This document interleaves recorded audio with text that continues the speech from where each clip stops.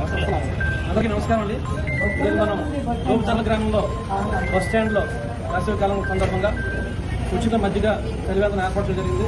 దీనికి మన Lions club వారు అలాగే ఆల్ ఇండియా వార్షిక క్లబ్ ఆధ్వర్యంలో ప్రతి ఏటా చేస్తున్నదానికి దాంట్లో మమ్మల్ని భాగస్వామ్యం చేసినందుకు సంతోషంగా ఎదుగుతున్నాం.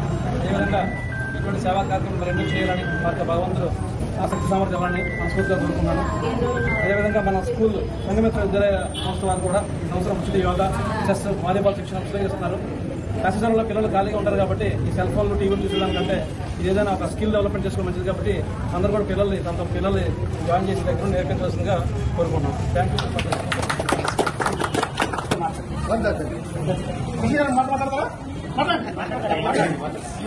ఈరోజు ఈ కార్యక్రమం ఉచితంగా మజ్జిగ పంపిణీ అంటే అందరికీ ఆలోచన, ఐడియా రాదు.